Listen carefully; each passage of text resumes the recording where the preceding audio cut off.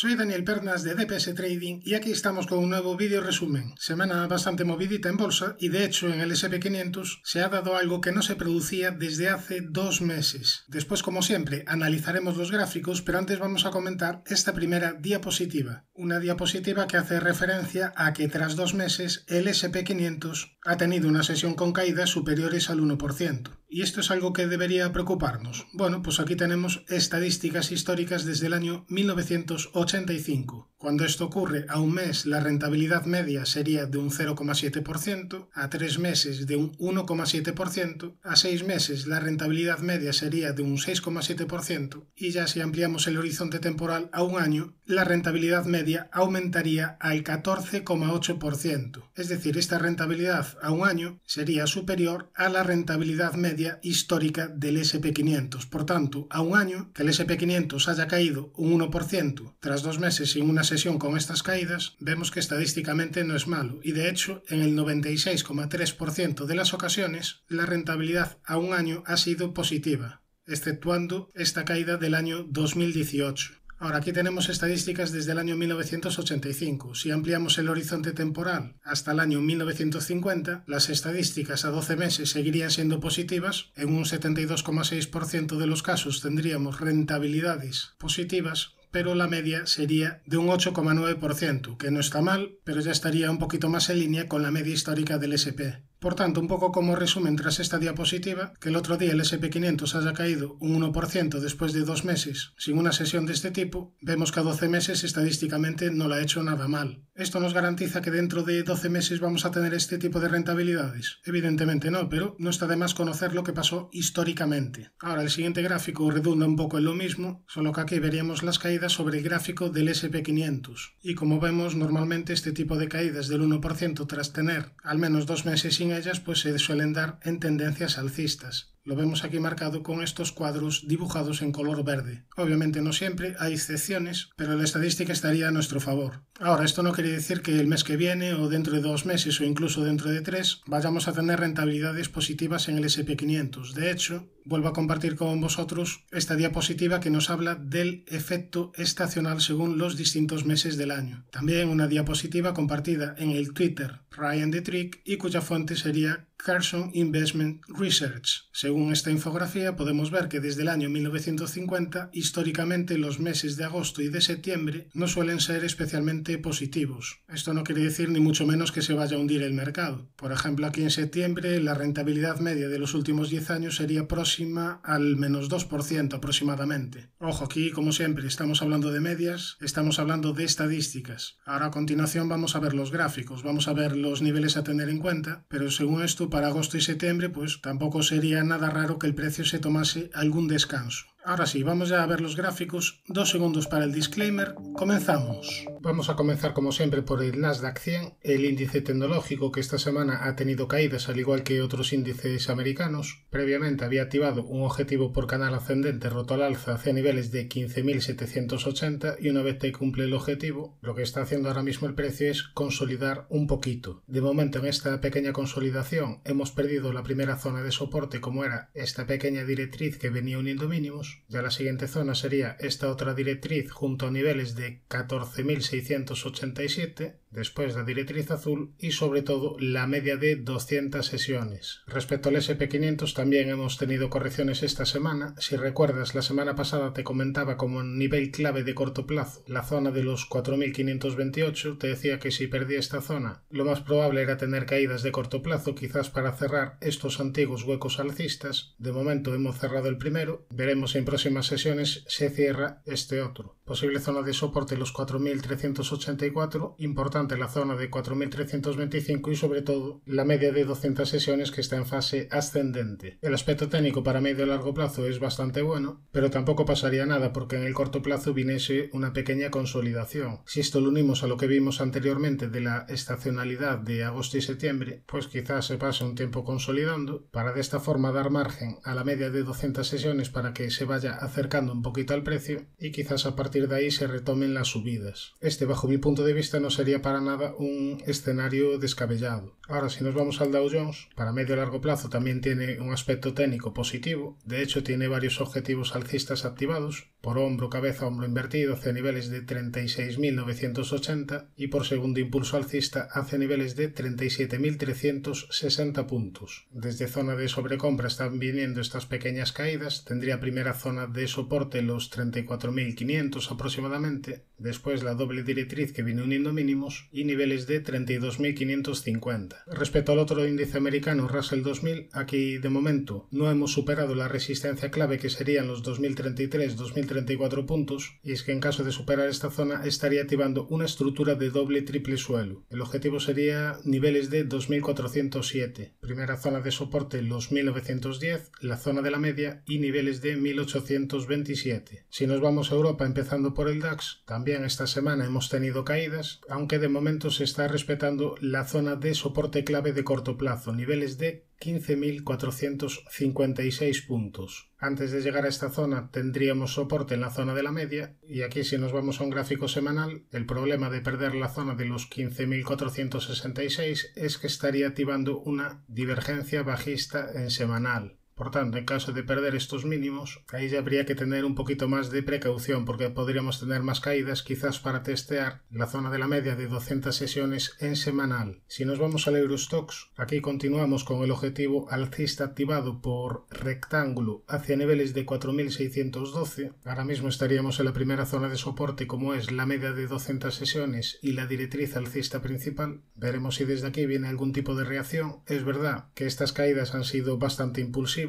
Es verdad también que el panorama general se está complicando en el corto plazo, pero aquí este objetivo alcista no se anula hasta perder la zona de los 4.198. El análisis técnico te pone las probabilidades a favor, pero obviamente no se cumplen todos los objetivos. Ojalá se cumplieran todos porque yo sería millonario. ¿Este en concreto se va a cumplir?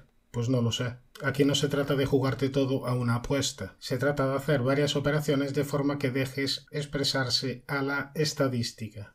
Ahora nos vamos a ver el siguiente índice que sería el IBEX 35, índice español, que se encuentra retrocediendo desde la zona de resistencia de este antiguo hueco bajista. Ahora mismo estaríamos en la primera zona de soporte como es la media de 200, después tendría soporte en los 9.170 y en niveles de 8.966 puntos. Respecto al CAC, índice francés, después de estas últimas fuertes subidas, últimamente está teniendo un comportamiento bastante lateral, tiene zona de soporte clave de medio-largo plazo en niveles de 6.792 puntos, zona de resistencia los 7.582. Respecto al MIP, índice italiano, en el medio y largo plazo tendría activado un objetivo por segundo impulso alcista hacia niveles de 33.900 puntos. En el corto plazo tendría primera zona de soporte en esta directriz que viene uniendo mínimos, en la zona de la media, en niveles de 26.000 y muy importantes los 24.730. Nos vamos a ver la situación del VIX, índice de volatilidad del S&P 500. Aquí, si recuerdas, la semana pasada te decía como nivel a vigilar la zona de los 17.45 y la zona de la media. Bien, pues en primera instancia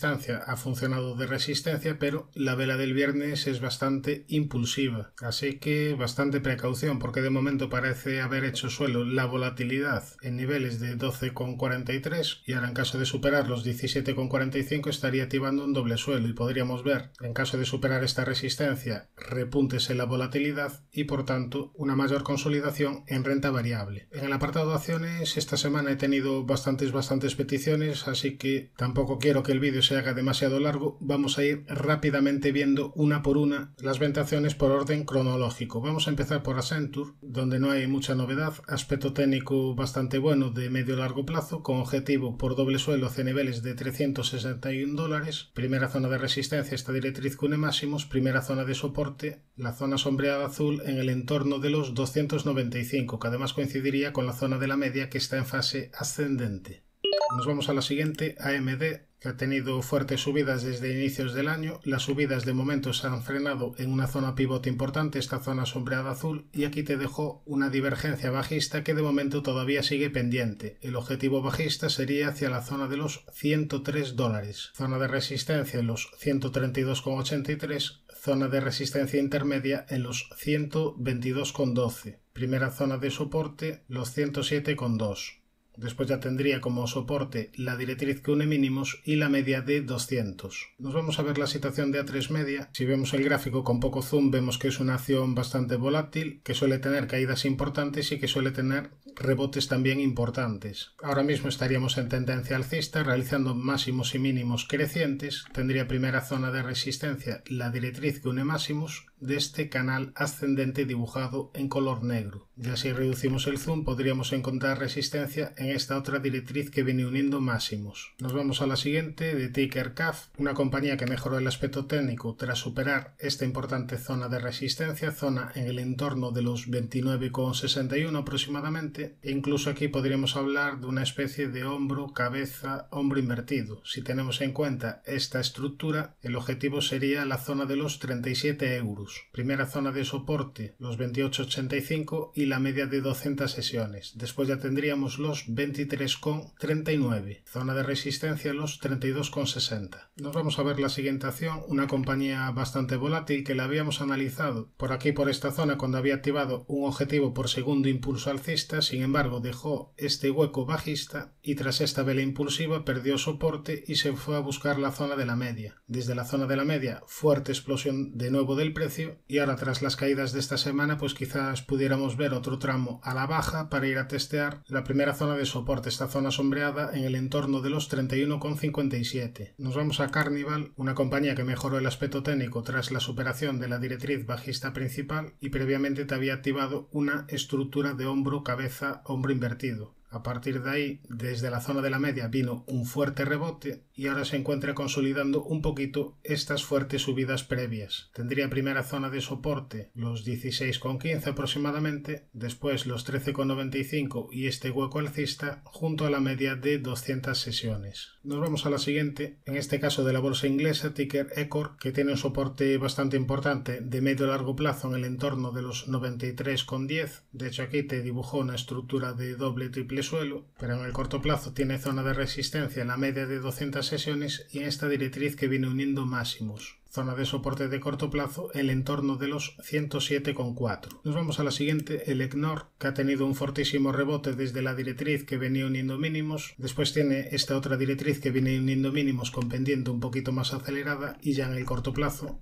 tendríamos esta otra directriz incluso con pendiente más acelerada, que sería la primera zona de soporte. En caso de perder la directriz, la siguiente zona importante a vigilar serían los 12,59 y en cuanto a resistencias tendríamos el entorno de los 14,70. Tras estas fuertes subidas y con el precio alejado de la media de 200 sesiones, no me extrañaría que en algún momento pudiese venir una consolidación. Además, si nos vamos a un semanal, aquí el precio pues también lo tendríamos bastante alejado de la media. Ahora nos vamos a la siguiente, Fortinet, una compañía que lo venía haciendo bien en el medio y largo plazo, pero aquí nos ha dejado un hueco bajista bastante preocupante. Tendría primera zona de soporte la directriz que venía uniendo mínimos y después, muy importantes, los 42,61 dólares. Es verdad que ya estamos en zona de sobreventa, pero la sobreventa se podría extremar bastante más. Repito, este hueco bajista es bastante peligroso. Yo esperaría un poco a que se estabilizase el precio y a que surjan nuevas señales alcistas. Nos vamos a la siguiente, ticker IONQ, que mejoró el aspecto técnico tras la aparición de una figura de hombro, cabeza, hombro invertido. Después te superó una zona de resistencia clave como era el entorno de los 8,61. Posteriormente te dibujó una estructura de rectángulo roto al alza y bueno, objetivos más que cumplidos. Rebote muy vertical y ahora tendría como primera zona de soporte esta directriz que viene uniendo mínimos y después esta otra junto a la media de 200 sesiones que ya está bastante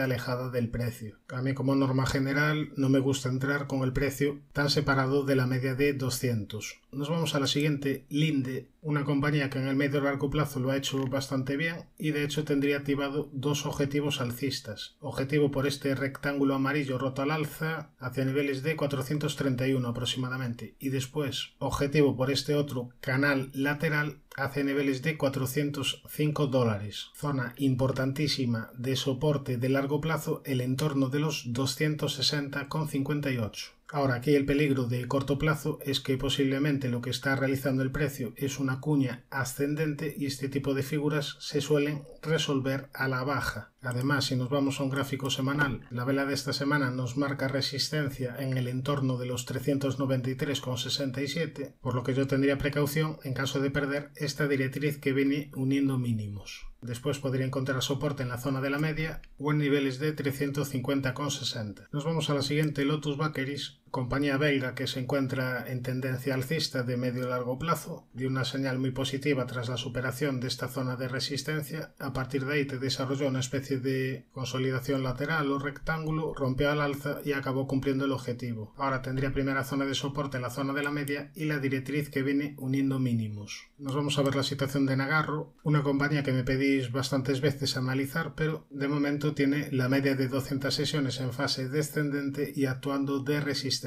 Sí es verdad que dio una pequeña señal positiva tras la superación de este máximo, y sí es verdad que a nivel fundamental es una empresa interesante a vigilar, más allá que el sector pues últimamente no lo está haciendo demasiado bien. Ahora técnicamente pues yo le exigiría que la media de 200 sesiones pase de estar en fase descendente a girarse al alza y empezar a funcionar de soporte. Nos vamos a PayPal, al igual que Nagarro sigue con la media de 200 sesiones en fase descendente y además aquí en este caso ha hecho algo bastante feo, superó la directriz bajista principal y a continuación de superar esta importante zona de resistencia te dejó un hueco bajista bastante preocupante, perdiéndose de nuevo la media de 200 sesiones, perdiendo el soporte de la directriz que viene uniendo mínimos y perdiendo el soporte de la zona pivote azul. Ahora la siguiente zona de soporte serían los mínimos anuales en el entorno de los 58,95. Toca seguir esperando para volver a confiar en este valor que ha tenido caídas bastante importantes. Otra compañía que ha tenido caídas bastante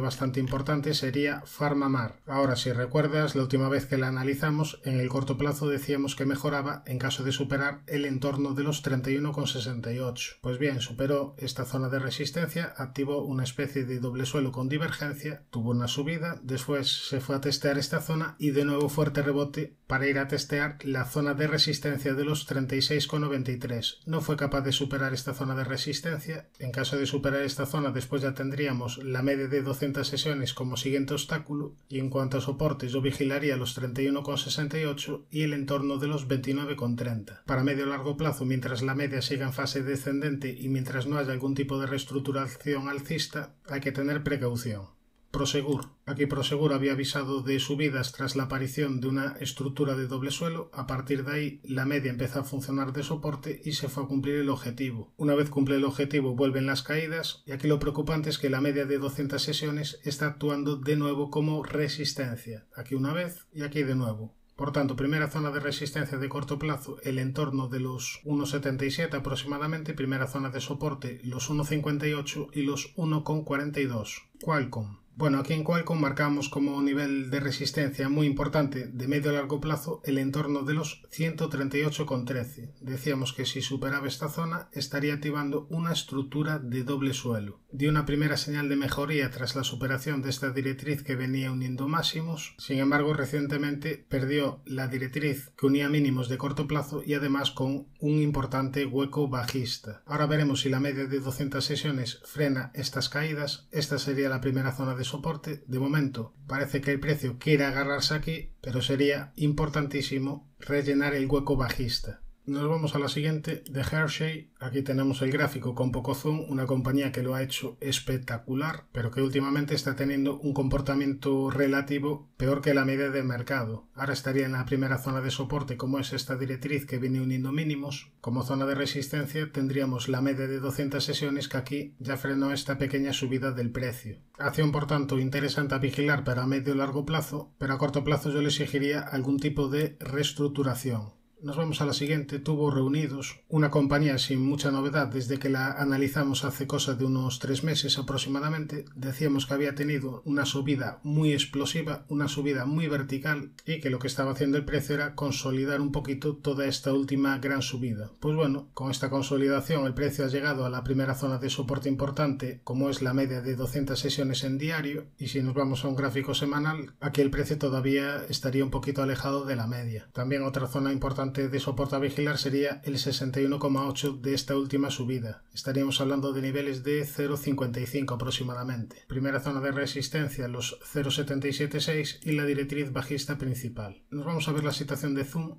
una compañía que en el largo plazo ha sufrido mucho y que en el corto plazo habría activado una estructura de triángulo hacia niveles de 81,80 aproximadamente. Eso sí, tiene muchas resistencias por el camino, bueno, más que muchas, resistencias bastante importantes. La primera, esta directriz que viene uniendo máximos, que aquí ya frenó el precio, y después la media de 200 sesiones, que veremos si es capaz de, en vez de actuar de resistencia, empezar a actuar de soporte. Después ya la siguiente zona de soporte estaría en el entorno de los 64,30. En el apartado de divisas tenemos aquí el gráfico del euro-dólar en tendencia alcista, mínimos y máximos crecientes. El último mínimo creciente estaría en el entorno de los 1,0632. Y en cuanto a resistencias de medio y largo plazo tendríamos los 1,01276 y la zona de los 1,15. Ya para corto plazo, en gráfico horario, yo vigilaría la directriz bajista principal y niveles de 1,1048. Aquí te dibujo un rectángulo que ya estaría cumplido. Ahora veremos si la zona de la media de 200 sesiones en horario pasa de actuar de resistencia a actuar de soporte. Otra posible estructura a vigilar sería, si el precio continúa corrigiendo y después viene un rebote, un posible hombro, cabeza, hombro invertido. Respecto al oro, esta semana tampoco pudo con la zona de resistencia que marcamos en el entorno de los 1987 aproximadamente. Ahora estaría en la primera zona de soporte, como es la media de 200 sesiones, después ya siguiente nivel a vigilar los 1893. Respecto a la plata, tras las caídas de esta semana, ahora mismo estaría en la primera zona de soporte como es la media. Veremos si desde aquí viene algún tipo de reacción. Después ya siguiente zona a vigilar los 22,11 y la directriz que viene uniendo mínimos. Respecto al petróleo Brent, esta semana se ha cumplido la estructura que proponíamos como objetivo, que sería este rectángulo hacia niveles de 85,53. Este objetivo ya estaría cumplido y ahora tendría primera zona de soporte los 82,38 y primera zona de resistencia este entorno entre los 87,64 y 89,31. Suscríbete al canal si te ha gustado toda esta información y no te olvides de activar la campana para no perderte ningún contenido. Un saludo, mucha precaución y buenas inversiones.